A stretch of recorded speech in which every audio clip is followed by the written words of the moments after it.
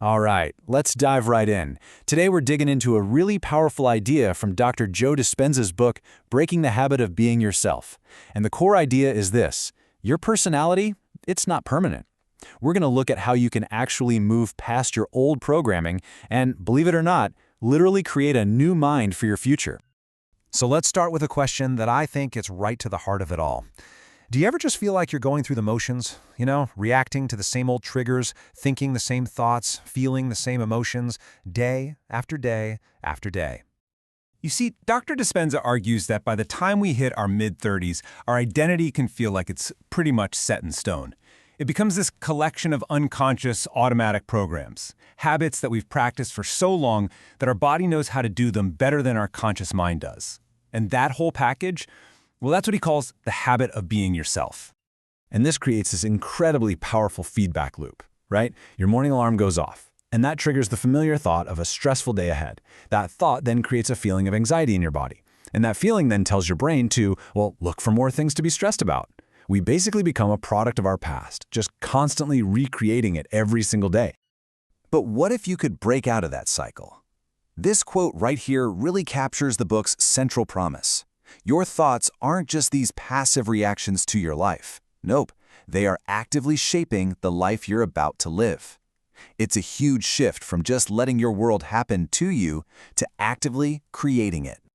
Now, I know this might sound like a pretty big leap, but to really get how our thoughts can be so powerful, Dispenza says we need to look at the fundamental nature of reality itself. And this isn't just some feel-good philosophy. It's actually grounded in the really wild world of quantum physics. So get this.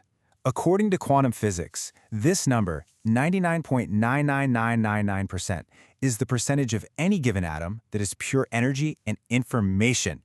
Just a tiny, tiny fraction is what we perceive as physical matter. What does that mean? It means that you and everything around you are fundamentally a field of potential. You are way more pure energy than you are solid stuff. You're less of a fixed thing and way more of a dynamic possibility. And this slide really shows the massive shift in thinking. The old Newtonian model, that's the one we learned in school, saw the world as this predictable machine, like clockwork.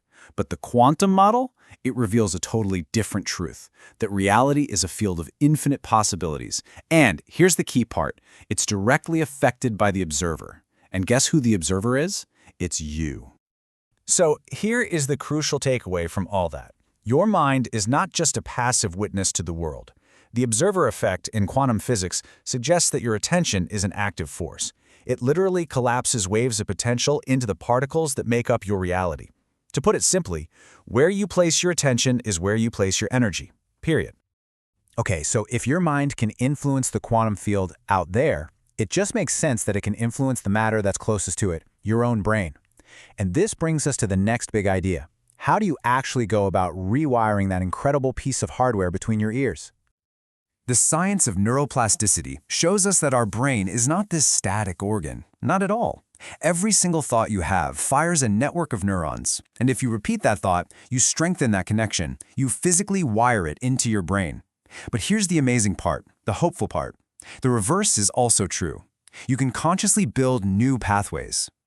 And this, right here, illustrates one of the coolest mechanisms for change. Studies have shown that when you mentally rehearse an action with enough focus and emotion, your brain literally begins to look as if you've already done it. You are installing new neurological hardware just by thinking. How incredible is that? This brings us to the actual path of change, and it happens in 3 stages.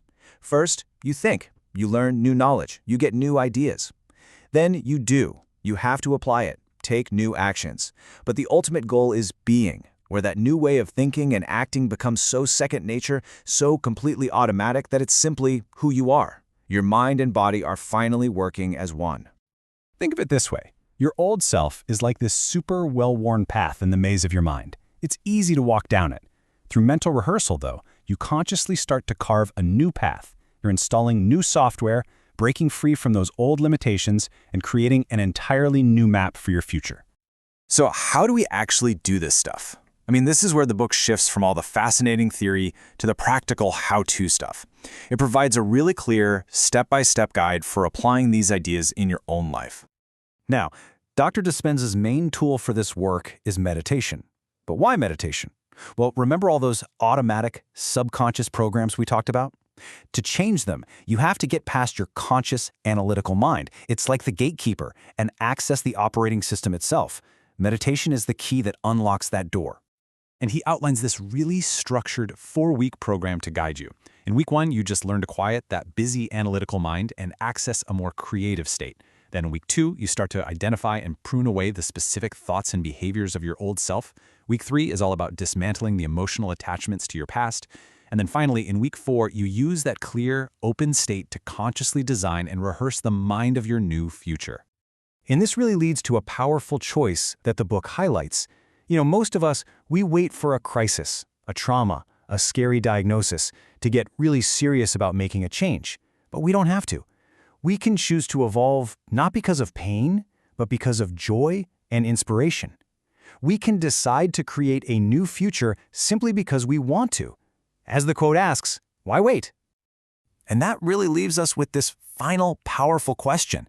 If your mind really can shape matter, and if your thoughts can truly become your reality, then the only limit, really, is your imagination. So the question isn't, can you do it? The question is, what future are you ready to create?